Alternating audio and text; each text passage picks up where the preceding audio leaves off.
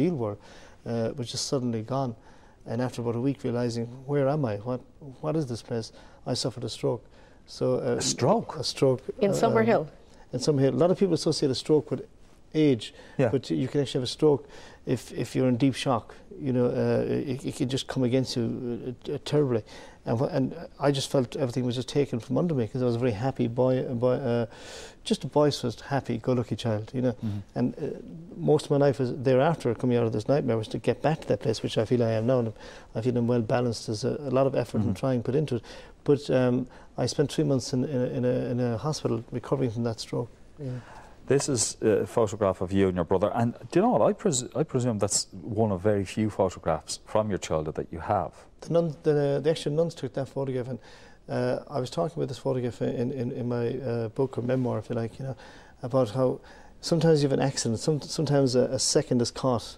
Yeah. And when I only found that photograph for 10 years ago, I didn't even know it existed. But when you actually have a photograph taken like that, I felt it caught my brother exactly as he was. He's slightly reserved in the thing, a little hint of suspicion, what I always was and am still, an open book. And that made the difference between his, if you like, you know, inability to be able to come to the next level, even after he left the school, or the prisons, I call it, to be able to come to terms with his life. He couldn't. He was too sensitive. He was an artistic type. And I was just kind of, I suppose, blood, guts and glory. I just wanted to live life as best I knew how and try and, you know, make do with it what I could. You fared better than Michael in St. Joseph's. I mean, yeah. He suffered dreadfully, didn't he, when he... When he was 15, like, he was very strong, big man, you know, and he couldn't take it anymore. So what they actually did was, they knew they couldn't physically attack him, so they did the other thing, the other option open to them. They signed him into the Bannister Mental Hospital. That was the way of taking care of business. In the Bannister Mental Hospital, they actually offered him a job as a male nurse. I couldn't get any crazier than this, and I have to chuckle because for the want of the lack of crying that comes anymore. So, you know, so this was, as the people at St. Joseph's were concerned, somebody that needed to be hospitalised, and yet in there they realised, actually, do you know what, he's quite sane, we could actually employ him. Exactly. So they actually, and he turned down the offer. But it was like, you know, you didn't know who was running the madhouse anymore. Yeah. but while there, he was getting electric shock treatment.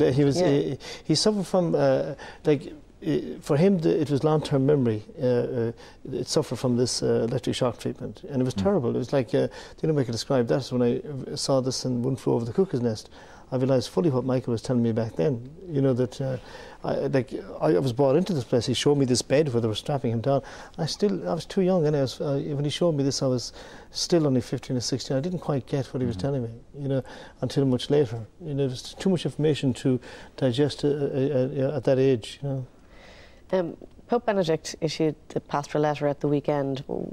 You read it, obviously. Yeah. What did you think of it? Well, he only actually mentioned the civil authorities once in the entire letter, which gives you an idea of where it's coming from. And we have to remember that people think suddenly there's going to be, you know, Krakatoa is going to erupt again with this idea of this letter. I think they're in for a rude awakening, because this is the same old stuff. You know, you got Brady last week. You've got. Do we have to go over the codes of history and this one of recent history? I mean, this is the very man in 2001, the Pope, where she signed that Crimean Solicitus, trying to get people to stay quiet with the threat of excommunication, not only for the poor victim, but also for the priests and the bishops. That's not excusing them. Wrong is wrong, and they always knew it, and they have to cover it up. And once you go into the act of covering up, you already know it's a crime. Well, it has been welcomed by 1 in 4 and other survivors as a step forward. Has it given you anything, what he's written? It's a step forward for this week, right? But trust me, within a couple of months you'll find it's a step backwards, and they will see that in due time. I mean, you have to judge the present always by the past, and we've seen nothing but the same old thing for the last decade and more. And in actual fact, the decade has only mushroomed of what has been done for the last 2,000 years. It doesn't even stop at sexual abuse. You can take your pick with the Christian Crusades, the killing, the murder fields, whatever the case may be. This is only where we are today. You know, and the fact that this Pope, especially this Pope, was more active than any previous Pope in the collusion of recent history in the cover-up of this. And that's where it is. Going back to your own story, and we'll talk about redress in a moment. You suffered sexual abuse. Now, we have to point out that when you were in the care of the nuns, everything was fine. In fact, up to the time of your communion, things were okay for you and Michael. It was when you were moved from the care of the nuns to St. Joseph's that, in fact, for the first few months in St. Joseph's, it was fine, and then one or two people came in and the abuse began. But sexually, you were abused at what age? I was about 9.5, 10 years old, and it went. Once I finished with one teacher, it started with the next teacher. So suddenly, a whole pattern of not just the physical aspect of it, and the put downs. This was a new dimension to the whole thing. It just simply couldn't get any worse. I didn't know how to get out of it. There was no way out of it. But I also became very confused because the beatings were so bad at times that sometimes I would actually welcome the sex abuse, and as again, it didn't go to that next level of sodomy, if you like, but in the sense that I wouldn't have to get beaten this time. Because the beating was so severe, I actually would have preferred this because it was like a twisted affection, but at least I wasn't beaten to the floor or unconscious. But that was going to have a telling effect on you in later years.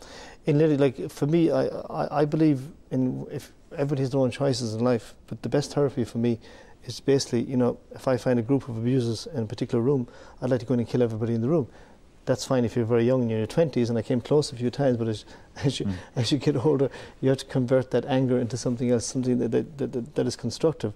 But like when I was 15, for example, the final straw that brought the camel's back, if you like, was when my brother was actually sent into that mental hospital, and I made a vow then and there. I said, this has gone too far, you have to step up to the plate sometime.